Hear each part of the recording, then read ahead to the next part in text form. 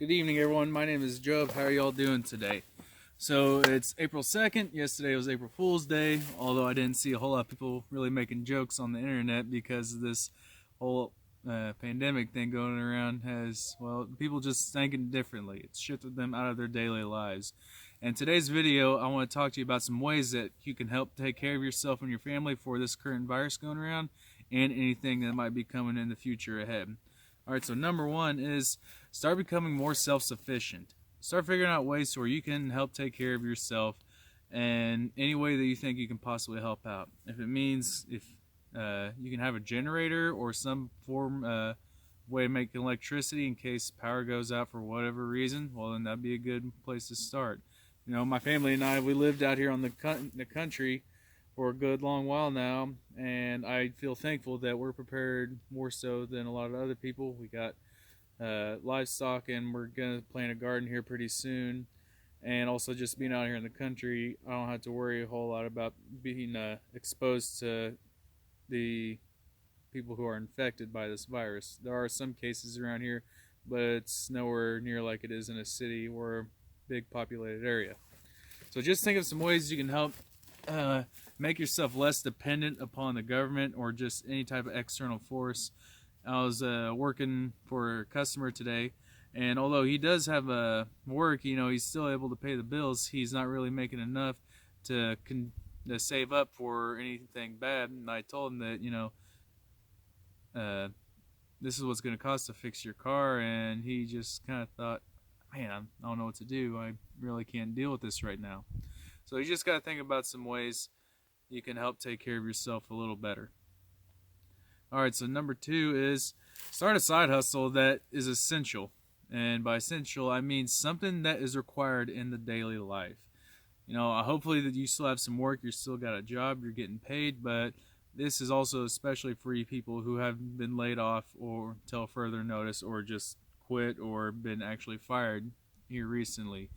And what I mean by that is just think of, you know, it takes a special mind to be an entrepreneur, I guess you could say, but it's not as hard as you think if you actually kind of just put your nose to the grindstone, as it were. There's been a lot of pretty stupid people who have made money here in America. All right, and so you just got to think.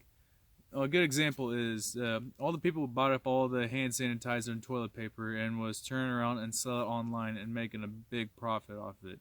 That whole thing is starting to die down a little bit now, but I got on eBay one day and just saw the prices people were paying for toilet paper, and my jaw dropped. I thought, really? Are you people serious? I mean, it was just one of those deals where someone saw an opportunity and they took it. I don't really think what they did was a very good idea. You know, it made a lot of people angry that they were hoarding up all this toilet paper and everything else, but they had the right mindset. You know, take advantage of the opportunity. I'm not saying take advantage of people, but, and I'm not saying hoard everything, but just think of something you can do, a product you can offer or a service you can offer. You know, my family and I, we got our car business, and unless something changes here pretty soon, and it is different throughout the world, but here in America, especially in the Midwest, cars and transportation aren't going away anytime soon. And it's not like I just sell cars, I'll sell car parts and stuff like that, to where, you know, trying to foresee stuff like this happening to where not everyone's going to be able to afford to buy a new car or make payments on their current cars. So what are they going to do? They're going to fix up the old junker that they caught and keep that thing running as long as possible. And I'm not trying to sound like a whole doomsday prepper kind of deal. I just want you people to be informed as much as you possibly can and just try to help you prepare yourselves for the future. Alright, so number three is start saving and or investing if you possibly can.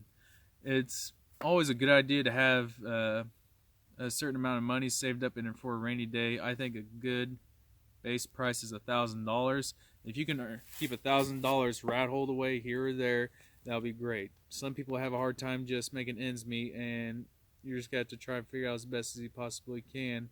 But if you can save up some money for all of a sudden you just got some expense come up to a medical bill or whatever that you can't handle right now because you weren't prepared, well, hopefully this video reaches you in time and you can start putting yourself on the right track. Alright, and the next thing is investing. If you already have enough money saved away to where you're set for some type of disaster for a certain set of time, that'd be great. Next step is figuring out how you can help take advantage of the situation that we're in, because fortunes have been made in these times where everyone was panic selling all their assets, and people who were smart and had the money were buying them up, so that way when the going got good again and the economy went back up, they made their fortunes.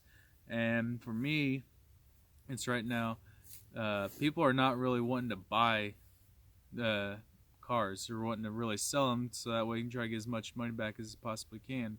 Give you a perfect example. Went and bought a car at the auction the other day, and the people we bought it from discounted it a great deal of money because they just wanted to cut their losses and move on.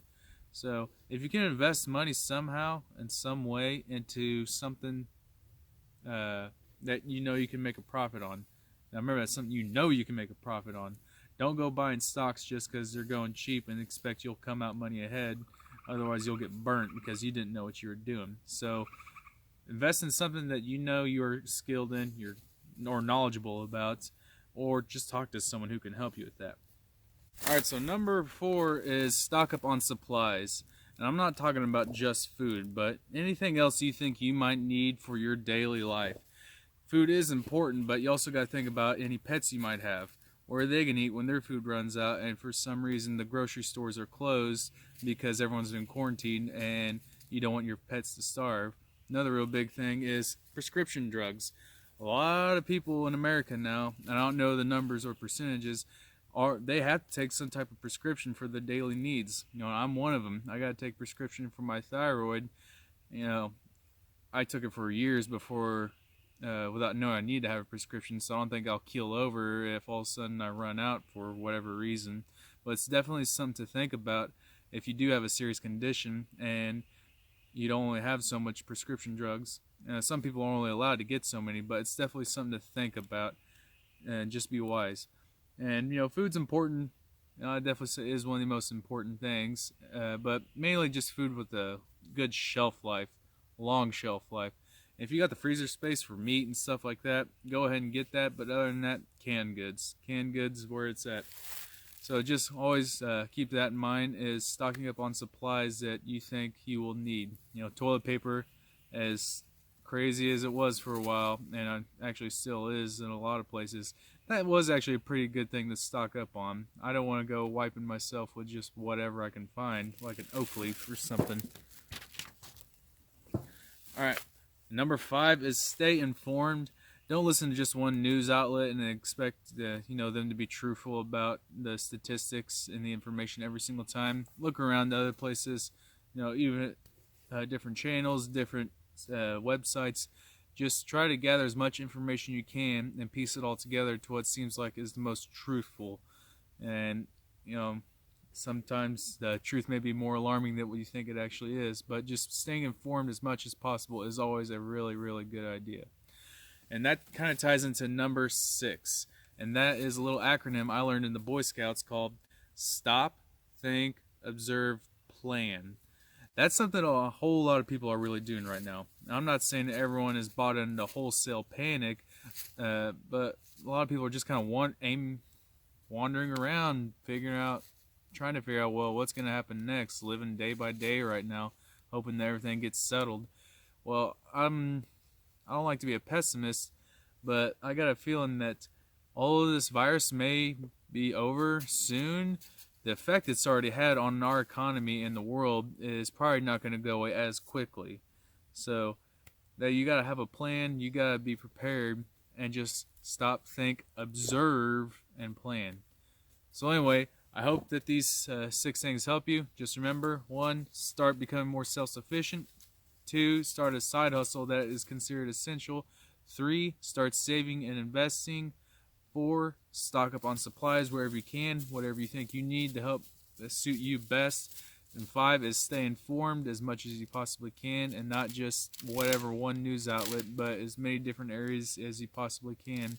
And number 6, the acronym, stop, think, observe, and plan. Well, I hope this was informative to you all, and it'll help you out. If you enjoyed the video, please like and subscribe if you haven't already.